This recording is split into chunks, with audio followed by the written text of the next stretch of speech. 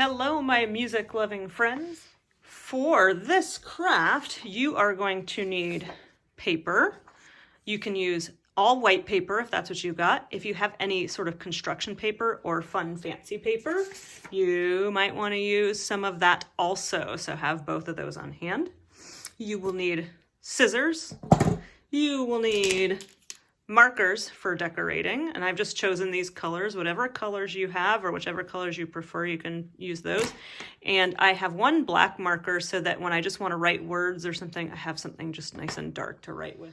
You are also going to need some glue. All right, now if you've ever made a fortune teller or cootie catcher, then the first part of this video is going to look really familiar to you. But stay tuned because I have figured out how to put an additional secret pocket into the fortune teller so we can put a little bit more information in there. So let me clear my space off, put all my supplies off to the side, and then I'm going to talk you through how to make a fortune teller. So we take our piece of paper and we start with it portrait. So this is portrait. And this is landscape. We are starting portrait. And then we're going to take our paper and we're going to fold it from the top right corner down. I suppose if you're left-handed, you could do it the other way. The important part is to fold it from the corner straight down so that then this edge lines up with the other edge behind it. And then we're going to crease that nice and hard. Now, because I like to have my creases really firm, I'm going to use the handle of my scissors to press that crease down. There we go. Now once I have this like this, I actually want to get rid of this piece. Now some of y'all know a little shortcut that involves folding it and maybe licking the edge of it and ripping it off. But again, I like a really neat line. So I am going to use my scissors for that. So I'm cutting right along the edge. And then I'm going to set that little piece aside. That's a little piece of scratch paper for you. We won't need that for the rest of this craft. Okay, and now I have something that looks like this. So now I take that and turn it so I can fold it in this direction. And again, I'm going to use the handle of my scissors to make a really nice crease there. Oh man, I didn't line my corners up perfectly on top. You know what that means? Absolutely nothing. There is no such thing as perfection in crafting. All right, so now we have this awesome diamond with some lines on it, and those lines are gonna guide us in how to fold the other folds. So I like to start with the bottom. So I'm taking the bottom part of my diamond and folding it up so that this corner touches the intersection of those lines, the place where they all come together. And then I'm gonna crease that. And I'm gonna wait and do my hard creases all at the end, just so I don't have to keep picking up my scissors. And then I'm gonna turn it and I'm gonna fold the opposite corner. I like to do opposites. There we go. And then I'm gonna fold it again, this next corner, folding it up to the middle. And then I'm going to fold it again up from here. Okay. So now that I have all of those folds in place, I'm turning it over. And this is a good time to crease all of those lines nice and firmly. All right, so now I have something that looks like this. So now I actually want to do the same thing that I just did, but in reverse. So all of the little folds are facing down. I'm going to make it into a diamond again. And then I'm going to fold my corners up to that middle intersection again, just like I did before. Make a nice crease there, a nice crease there, and a nice crease there. If I'm going too fast for you, you can always pause this video and do it in your own time. That is the beauty of video, my friends. All right. So there, now I have that, and of course I want to make all of my creases nice and firm. So now I have this, and I want to flip it over so that I'm looking at what looks like 4 squares here. And to make it so that it's possible to use my fortune teller, I'm going to fold it in half this way, and I'm going to crease that center line. I'm going to use my scissors again to press it down, and then I'm going to open it up, turn it this way, fold it, and crease the other way. All right. So now we have this basic fortune teller, and let me show you how you open this up. You take it and you kind of hold it so you can see where the top opens up here, and then grab these corners and push together. You see how it opens up? And now all the corners are together, and then I grab it in one hand, and I find the little tabs at the bottom, and I open them up one at a time. Okay. And now I have my basic fortune teller. Okay, now here is where the top secret information comes in. We need to make another one of these. Now you have a couple of options at this point because we want our crafts to look pretty, don't we? So either you're going to use another piece of blank paper and eventually decorate, or if you happen to have some fancy paper, maybe you have some construction paper, or maybe you have something fancy like this, you're going to use some other kind of paper, if you have it, to make your next fortune teller. We're just going to make another one like we just did. If all you have is white paper, well, that just gives you the opportunity to do a bunch of drawing and stuff later. Okay, so let's make our next fortune teller the same way that we did before. So I'm setting this one aside. And then I'm folding, I'm putting it like this. I'm putting the interesting part down, actually. And then I'm folding from corner to corner. Strangely enough, my paper is square. My interesting paper is square. But if it weren't, I would have a little tab here, and I would cut, cut, cut, cut, cut. And then I make my hard crease. And then I open it up, turn it this way, fold it back again, make my crease, make it firm.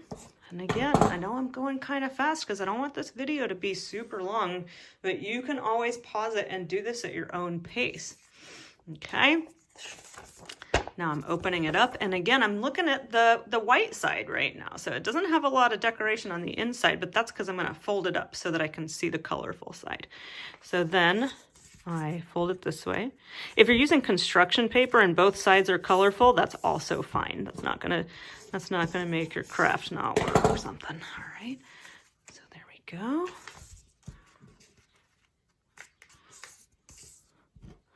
You know what? I started creasing every line with the scissors. Man, I'm gonna have to pick my scissors up a bunch of times here. All right.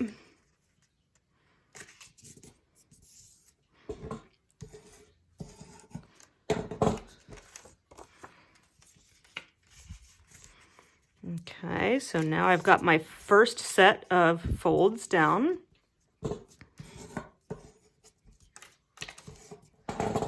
Okay, so now that I've got that, I'm turning it over, and I'm doing it again. Fold to the center, mash, mash, mash. Flip it, fold to the center, mash, mash, mash. Do that with all 4 of them. Make sure you pause the video if that was too fast.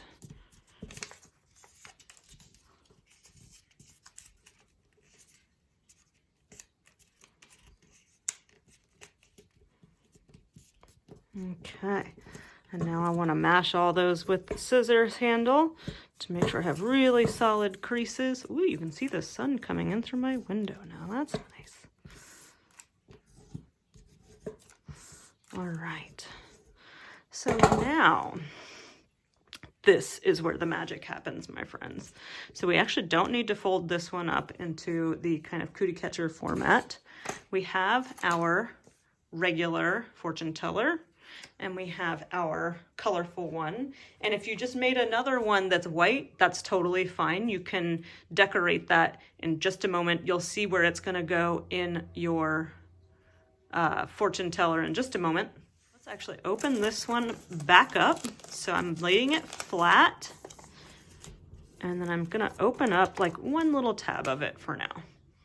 Now when I open this one, you can see there's a little triangle of folded paper here, and it's kind of the same size as that one, isn't it?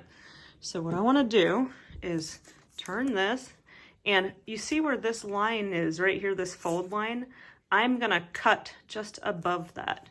Watch your fingers while you're cutting.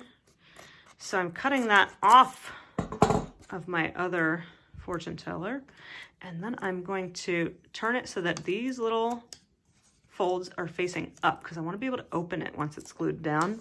And then that's going to get glued in to this tab right here. Okay, so I'm going to do that so you can see what that looks like. Okay, when you are, so I have my folds here, and here's the flat side with no cuts or folds in it. When you are gluing, you do not need a ton of glue, and if you use a ton of glue, your project's not going to look as good in the end. So I like to put just a little bit along the edges, and I even like to flatten that out with my finger. So it'll be nice and smooth when I put it down. Okay, so now I'm putting that right in here. And now my fortune teller has a secret pocket. Look at that. And it opens up. Oh, I mashed it a little too hard. A little bit of rearranging to be done. There we go. Okay. And I'm going to repeat that for all of these tabs. So I fold this one up. I take my creative looking one. Cut, cut, cut.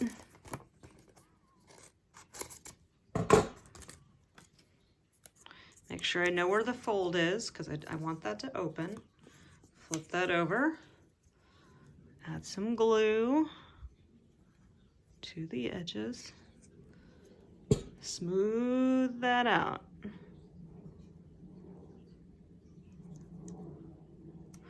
And then stick it on to the other one. You notice that I'm opening up that fold when I mash it down. I just think it's easier to get it to mash down. Sometimes you have to be careful that you don't move it around too much. But again, it doesn't need to be perfect. It's just a craft. All right, so we do the other two. Open this up. Cut above the fold. Make sure I know where my opening is.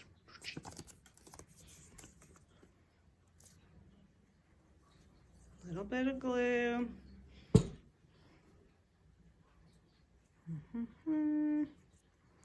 There we go. Stick that one down.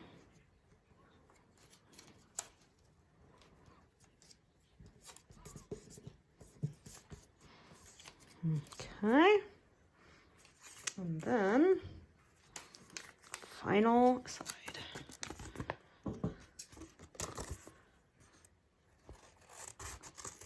I'm not cutting right on the fold for these. Remember, I'm trying to cut a little bit below the fold, and that one actually I cut a little bit too much on the fold, and so I'm trimming a little bit off because I think my project will look neater at the end.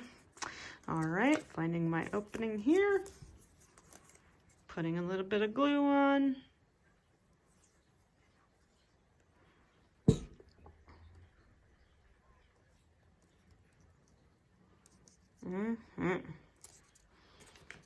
There we go. All right. And then sticking that one down. You do want to make sure with this one, because you're going to be folding it back up, that you haven't gotten any extra glue kind of around where you meant to, because you'll glue the whole thing shut. That won't work very well. So now I'm kind of checking to make sure that I didn't put glue where I don't want it. Okay. And now I have this awesome looking fortune teller. Now, if you did this with all white paper, then now is your time to do some decorating on these tabs. So you can see how mine looks, and I just used other like creative kind of paper. You could have used any kind of color paper you want or plain paper, but now would be the time to draw some pictures or do some coloring on those. This would be a good time to pause the video and do that if you're deciding to go that route. All right, cello and bass players. We are going to move on to the next step. You might have noticed that my paper changed colors here. Well, that's because I used the polka dotted one for the violin players, so you guys get this awesome pattern here. All right, so we've drawn all of our staff lines in, and the next thing that we're going to do is draw a bunch of clef signs. So when you play either cello or bass or any other really low sounding instrument, we use a bass clef sign. So I'm going to teach you how to draw that, and then we're going to draw it on every little piece of staff that we have here. All right, so the bass clef is best drawn by starting with a little dot or circle around the second from the top line right here. All right, and then I like to start from the right side of that dot. And I go, let me see if I can get this real close. I go spiraling out, down and around, and then your spiral straightens out, so it ends up looking like that, okay? And then we just add 2 little dots. Now that one's kind of big, and that's fine for the first one, but I am gonna actually try to make mine smaller because I won't be holding it up here to show you on camera. But we're gonna draw one of those on every single one of our pieces of staff here. So we draw our little circle, spiral, and around. Yeah, that'll work. They don't look identical, and I want you to get used to right now that your clef signs are not always going to look perfect and identical. I do mine in pen so that I'm not tempted to go back and fix every single detail of it, because that makes the craft less fun, quite frankly. All right, so now I've rotated my fortune teller, and I am putting my little circle, spiraling around, adding my 2 dots. Ooh, that's a good one. I am going to celebrate that.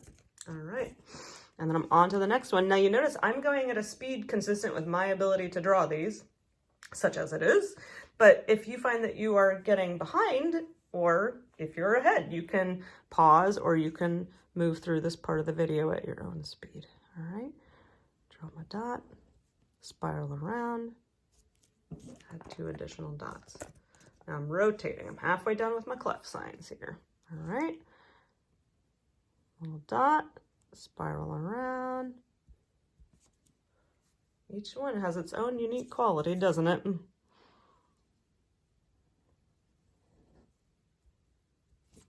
You should see the treble clefs I drew for the violin players. Those are all over the place. All right, and then again, a little dot, spiral around, dot, dot. And I got one more to do here.